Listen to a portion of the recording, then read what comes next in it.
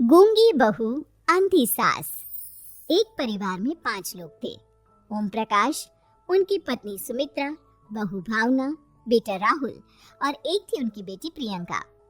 वैसे तो ओम प्रकाश और सुमित्रा के घर में सब कुछ ठीक ठाक था, लेकिन सुमित्रा की एक आदत थी।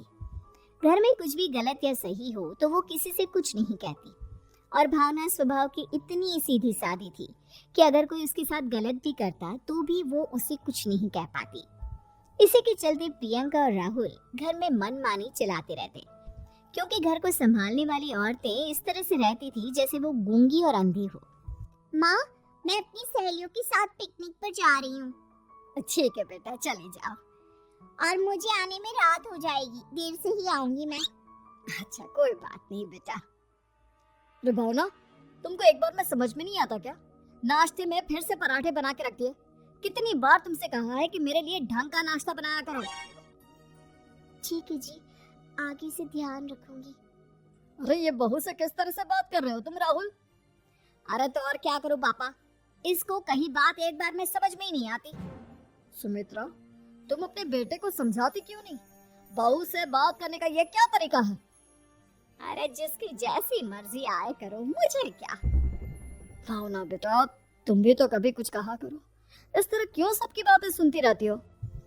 कोई बात नहीं पापा जी, सब ठीक है। रात को काफी देर तक प्रियंका घर नहीं आती और जब वापस लौट कर आती है तो एक लड़की के साथ बाइक पर बैठकर सुमित्रा और भावना दोनों ही प्रियंका को लड़की के साथ देख लेते हैं। आज तो जोर से डांट पड़ने वाली है, लेकिन मैं डर क्यों रही हूँ? माँ तो सब कुछ देख कर भी अंधी बनी रहती है। और रही बात भाभी की, वो किसी को कुछ नहीं बताने वाली। कहने को भगवान ने आवाज दी है, लेकिन गूंगी है गूंगी। अरे प्रियंका बेटा, इतनी रात को कॉलेज से लौट कर आ रही हो? कहाँ गई थी तुम? पापा, वो सहेली के घर पर थी, पढ़ाई करने के लिए रुक गई थी। अच्छा, ठीक है, जाओ अपने कमरे में जाओ और सो जाओ। सुमित्रा ने अपनी बेटी को एक लड़की के साथ इतनी रात को आते देखकर भी उससे कुछ नहीं कहा और भावना ने भी इस बारे में किसी से कोई बात नहीं की। कुछ दिनों के बाद माँ, मामा जी का फोन आया था। उन्होंने प्रियंका के लिए कोई रिश्ता ढूंढा है। लड़के वाले उसे देखने आ रहे हैं। अरे मुझे नहीं करनी शादी वादी, किसी लड़की को बुलाने की कोई जरूरत नहीं है। ये तुम क्या कर रही हो प्रियंका बेटा? तुम्हारी शादी की उम्र हो चली है और तुम्हारे मामा जी ने बहुत अच्छा रिश्ता बताया है। पापा, अब जिद क्यों कर रहे हैं? और आप क्यों मेरी मर्जी के खिलाफ शादी कराना चाहते हैं? अरे माँ, इसको समझाइए ना।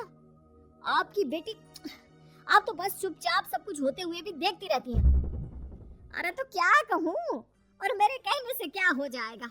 वैसे भी गलत क्या हो रहा है, सब कुछ सही तो है।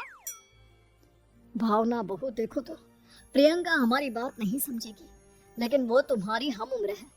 क्या पता तुम्हारे कहने से उसे कुछ समझ में आ जाए। नहीं पापा जी, मेरे कहने से कुछ नहीं होगा। मैं प्रियंका को कैसे समझा सकती हूँ?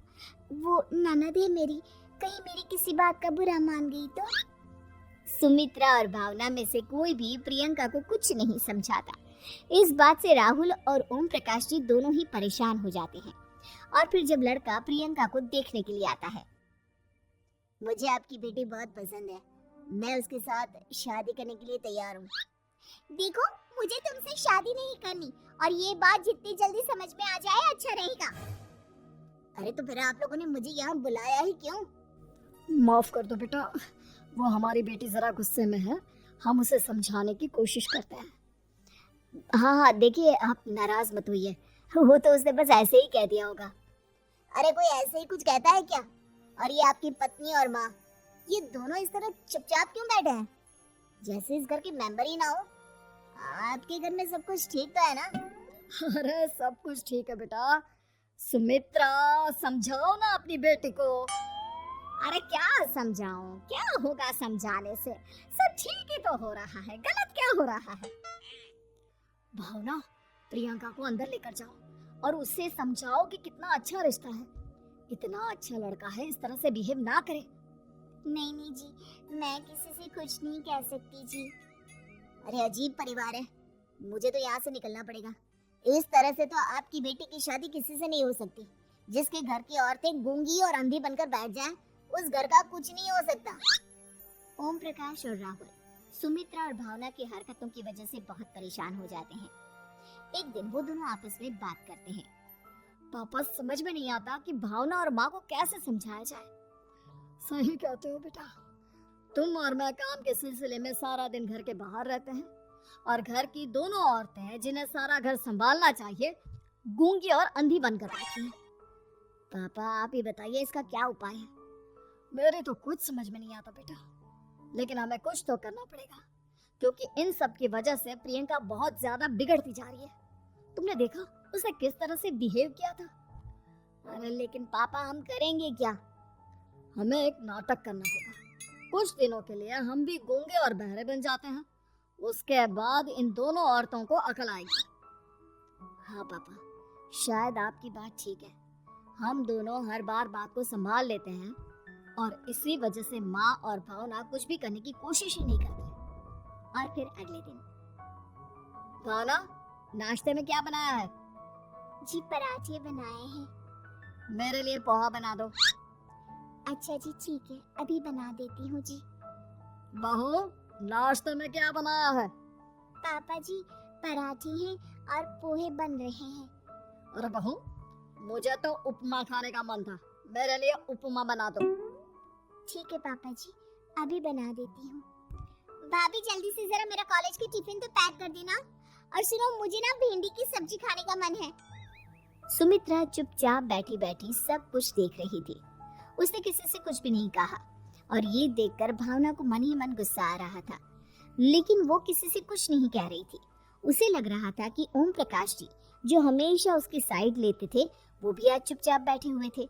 शाम के वक्त प्रियंका अपने बहुत सारे दोस्तों को लेकर घर आती है और उधर दूसरी तरफ से राहुल भी अपने ऑफिस के दोस्तों को लेकर घर आ जाता है।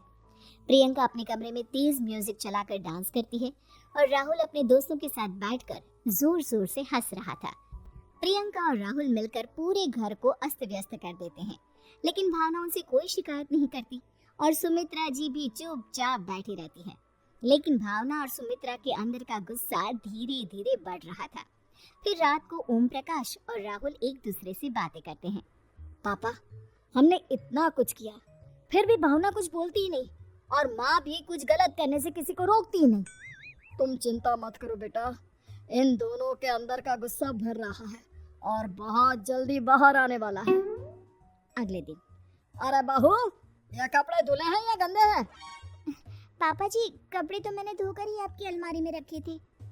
मुझे तो साफ नहीं लग रहा, एक बार और धो देना। प्रियंका मैं सोच रहा था कि तुम्हें उस लड़के से शादी नहीं करनी है ना, मत करो। एक काम करो, वैसे भी क्या रखा है शादी वादी में, तुम्हें जो लड़का पसंद है उसके साथ जाकर कोर्ट मैरिज कर लो। इस बार ओम प्रकाश और राहुल की बात सुनकर भावना और सुमित्रा के अंदर का गुस्सा जाग उठता है। मैं किसी से कुछ कहती नहीं जी, इसका मतलब ये है कि आप लोग मुझे परेशान करते ही रहेंगे। कल चार बार मुझसे नाश्ता बनवाया, आज पापा जी मुझसे धुले हुए कपड़ों को बार बार धुलवा रहे हैं। अरे मैं इंसान हूँ जी, कोई मशीन नहीं हूँ। तुम दोनों ने मिलकर इस घर की कैसी हालत बना दी है और अपनी बहन को भागकर शादी करने के लिए कह रहे हो। तुम भाई हो या दुश्मन? ओम प्रकाश और राहुल जोर जोर से हंसने लगते हैं। अरे इसमें हंसने की क्या बात है? हम लोग यहाँ इतने परेशान हो रहे हैं जी, तुम लोगों को ऐसी हरकत करने के बाद भी हंसी आ रही है। ये क्या कर रहे हैं जी आप दोनों? यही तो हम चाहते थे कि सुमित्रा तुम अंधी होकर ना बैठी रहो। घर में कुछ भी गलत हो तो उसे रोकने की कोशिश करो। और भावना तुम अपने साथ हो रहे गलत व्यवहार पर भी कभी मुंह नहीं खोलती, ये सही बात नहीं है। मैं चाहता था कि तुम्हारी भी जुबान खुले, तुम गलत बात का विरोध करो। गूंगी बहू और अंधी सास की ये जोड़ी इस घर में अब नहीं चलेगी।